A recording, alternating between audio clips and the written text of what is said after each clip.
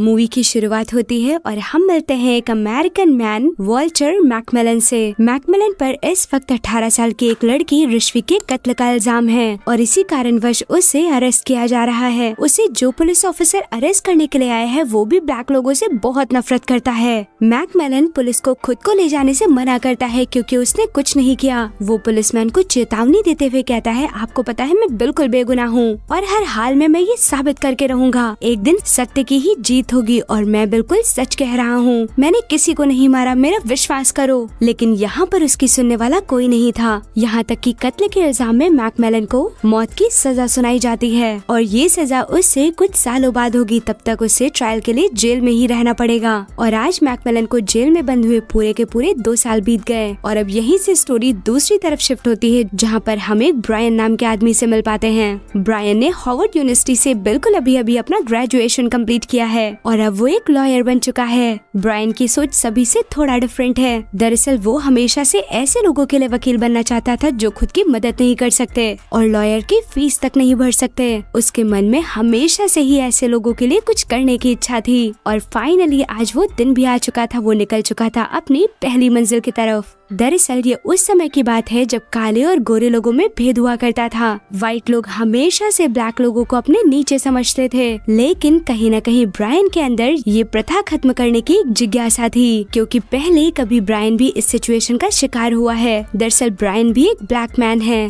और इसीलिए वो उन लोगों के दर्द को बहुत अच्छे से समझ सकता है। अब यहीं पर ब्रायन की मुलाकात ईवा से होती है। वो भी बिल्कुल कुछ ऐसा ही करना चाहती है, उन लोगों की मदद जिन्हें वाकई में बहुत मदद की जरूरत है। और फिर क्या था, अब तो ब्रायन को एक पार्टनर भी मिल चुकी थी। जल्दी ही ये अपनी एक ऑर्गेनाइजेशन बनाते हैं और जिसका नाम होता है इक्वल जस्टिस इनिशिएटिव। ब्रायन और ईवा का एक ही मकसद है, ऐसे लोगों को जेल से बाहर निकालना जिन्हें झूठ और फरेब के चलते फंसाया गया है। अब ब्रायन निकल पड़ता है अपने सेटअप की खोज में। दरअसल वो एक ऑफिस ढूंढना चाहता है, लेकिन ब्लैक मैन होने की वजह से कोई भी उसकी मदद नहीं कर रहा। ब्रायन के लिए सारे दरवाजे बंद कर दिए जाते हैं, महज सिर्फ इसलिए क्योंकि वो एक ब्लैक मैन है।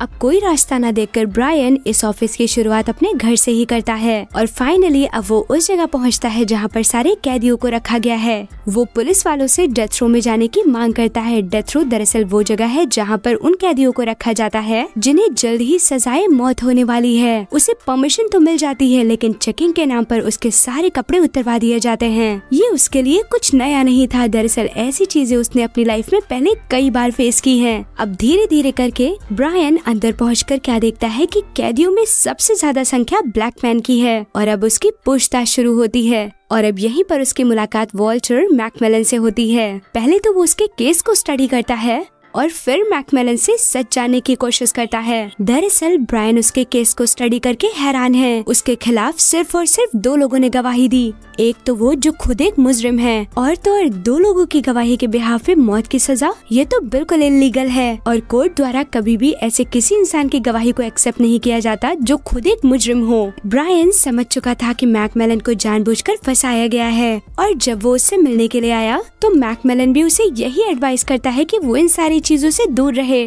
क्योंकि ये कोर्ट भी पूरी तरीके से बिकी हुई है, क्योंकि यहाँ कोई भी फैसला हो हमेशा ब्लैक मैन के खिलाफ ही जाता है। लेकिन ब्रायन कभी भी हार मानने वालों में से नहीं था। उसने ठान लिया था कि वो सबके सामने सच को लाकर रहेगा। और फिर क्या था, उसने एक बार फिर से मैकमिलन के केस को रीओपन करवाया और सबसे पहले घर जाकर मैकमिलन के दोस्तों से मिलता है। उसके दोस्तों से बातचीत के दौरान ब्रायन को पता चलता है कि मैकमिलन एक बिजनेसमैन है और जिस दिन उस लड़की का कत्ल हुआ मैकमिलन तो उनके ही साथ पार्टी कर रहा था। उसकी सिर्फ एक ही गलती थी कि वो एक व्हाइट लड़की को पसंद करता था, लेकिन व्हाइट कम्युनिटी वालों को ये बिल्कुल मंजूर नहीं था। तभी उन्हीं में से एक लड़का जो कि मैकमिलन का दोस्त था बोल पड़ता है, मैं उस मुजरिम आदमी के बारे में सब कुछ जानता हूँ जिसने मेरे दोस्त के खिलाफ गवाही दी थी और अगर आप चाहे तो मैं इस बात को कोर्ट के सामने बता सकता हूँ। अब क्या था, ब्रायन को एक मजबूत गवाह मिल चुका था। ब्रायन सारे सबूतों को इकट्ठा करके एक फाइल बना देता है और फाइल लेकर सीधा उस आदमी के पास पहुँचता है जिसने मैकमिलन के खिलाफ केस लड़ा था और उसे मौत की सजा दिलवाई। वहाँ पहुँचते ही वो सामने बैठे लॉयर को सारा सच बताता है, लेकिन सैम इस बात बात को मानने के लिए बिल्कुल तैयार नहीं। इवन वो उसकी फाइल तक को नहीं देखना चाहता।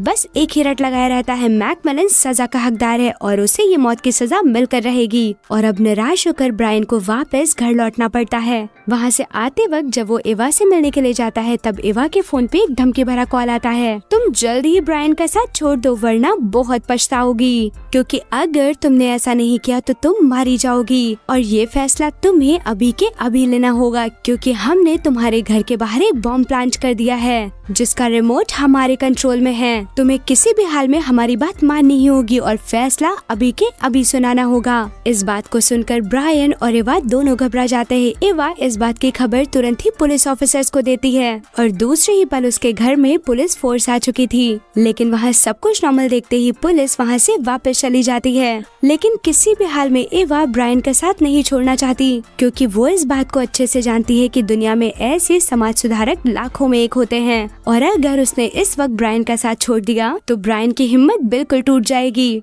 और वो तो ऐसा कभी नहीं होने देना चाहती। अब वो दोगुनी हिम्मत के साथ मैकमिलन के केस को आगे बढ़ाने की कोशिश करता है, यहाँ तक कि वो इस बात की मांग करता है कि मैकमिलन की सजा को आगे बढ़ा दिया जाए क्योंकि उसका केस रीओपन हो चुका है। और इधर हम मैकमिलन के उसी दोस्त को देखते हैं जो कि गवाही देने वाला था। पुलिस उसके घर आई है और पकड़कर उसे अपने साथ लेकर जा रही है। अब जैसे ही ये बात ब्रायन को पता चलती है वो आग बबूला हो जाता है और सीधा पुलिस स्टेशन में आ धमकता है। वो ऑफिसर से कहता है, मुझे पता है ये सब कुछ आप अपने फायदे के लिए कर रहे हैं और रही बात डार्नेल की, वो अपनी गवाही कभी नहीं बदलेगा, वो आप लोगों के बहकावे में नहीं आ सकता, मैं जानता हूँ। लेकिन जब डार्नेल पुलिस स्टेशन से बाहर आता है और ब्रायन से मिलता है तो वो बिल्कुल बदला हुआ था।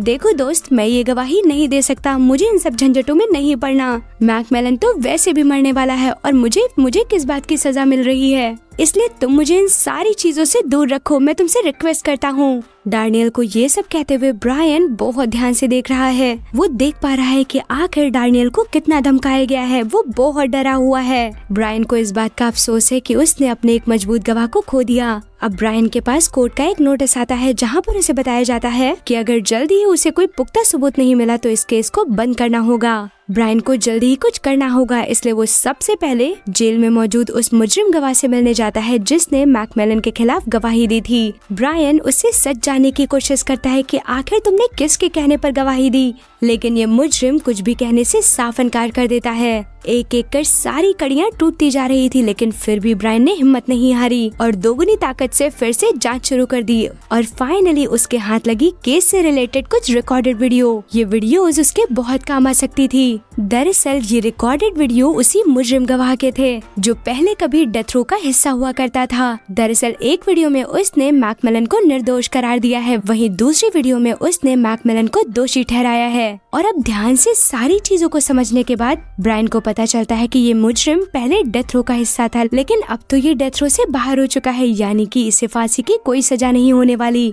और अब ब्रायन को केस समझने में एक भी मिनट का वक्त नहीं लगता। वो समझ चुका था कि उसकी मौत की सजा हटने के पीछे ये झूठी गवाही है। और अब पूरे खेल को समझने के बाद ब्रायन एक बार फिर से उसी मुजरिम के पास पहुंचता है और उसका सच उसी के सामने कह सुनाता है। ये बातें सुनकर मुजरिम हक्का बक्का रह जाता है। वो घबराते हुए कहता है, मैंने ये सब कुछ अपनी मर्जी से नहीं किया, मुझसे पुलिस वालों ने जानबूझकर ऐसा करवाया है, मुझे मजबूर किया है झूठी गवाही देने पर। मैं अपनी गलती मानने के लिए तैयार हूँ। मैं फिर से सच कहना चाहता हूँ, किसी निर्दोष को मारकर मैं खुद जीवित कैसे रह सकता हूँ, इस बात का मुझे हमेशा पछतावा रहेगा। और फिर क्या था, ब्रायन एक बार फिर से उसी मुजरिम को कोर्ट में पेश करता है। मुजरिम जज के सामने मैकमिलन के सारे सच को कह सुनाता है, लेकिन जज तो इस बात को मानने के लिए बिल्कुल तैयार नहीं। उन्हें ऐसा लग रहा है कि ये सब कुछ एक बार फिर से झूठ के दम पर करवाया जा रहा है और कुछ भी कंसीडर न करते हुए कोर्ट को तुरंत ही डिसमिस कर दिया जाता है। अब ब्रायन के पास कोई रास्ता नहीं बचा था और तभी उसके दिमाग में एक आइडिया आता है,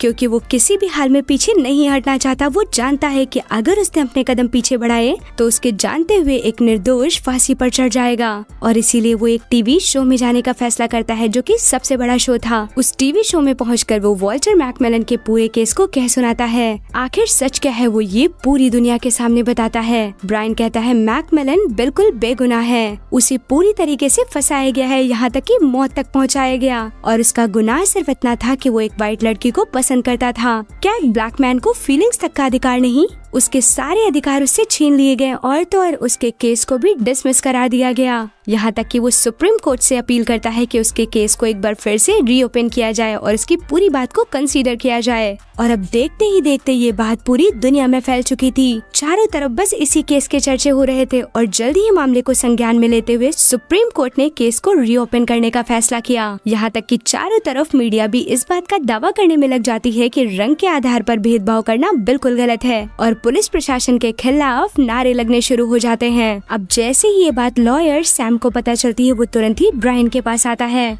और उससे तुरंत ही ये सब कुछ बंद करने के लिए कहता है। वो ब्रायन को समझाता है, तुम किसके चक्करों में पड़े हो। तब ब्रायन उससे कहता है कि मैकमिलन बिल्कुल निर्दोष है। उस दिन मैं तुम्हारे पास कुछ फाइल्स लेकर आया था, लेकिन तुमने तो साफ देखने से इनकार कर दिया। अगर तुम देखते तो शायद अब तक मेरा साथ दे रहे होते। तुम्हें ठंडे दिमाग से सोचकर पूरे केस को एक बार फिर से स्टडी करना चाहिए और सारे आरोपों को वापस ले लेना चाहिए। ऐसा करके शायद तुम अपना एक पाप कम कर सकते हो। ये सब कहते ही ब्रायन वहाँ से चला जाता है।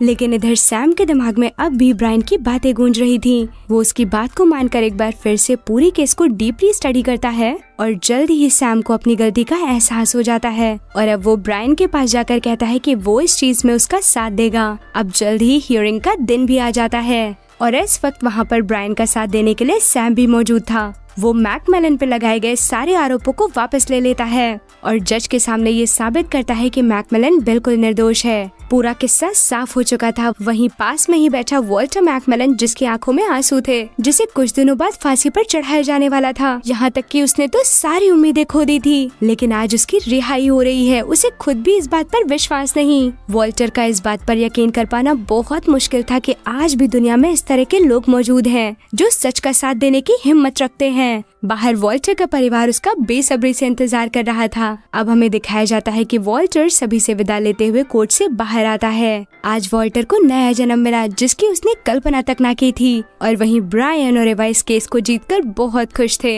अब केस जीतने की वजह से ब्रायन और एवा को दोगुनी हिम्मत मिल चुकी थी। वो समझ चुके थे कि सच सबसे बड़ा विद्वान है और वो हमेशा के लिए ऐसे ही लोगों की मदद करने का फैसला करते हैं। वो एक साथ मिलकर समाज में चल रही अराजकताओं को मिटाने का प्रण लेते हैं और इसी के साथ ये मूवी यहीं पर एंड हो जाती है। और एंड में चलते चलते अब हमें ये दिखाया जाता है कि वॉल्टर और ब्रायन दोनों बहुत अच्छे दोस्त बन चुके हैं। आखिर इस केस में असली मुजरिम कौन था, ये सच तो कभी बाहर नहीं आया, लेकिन एक निर्दोष को सजा होने से बच गई। दोस्तों, आपको बता दूं ये मूवी एक सच्ची घटना पर आधारित है।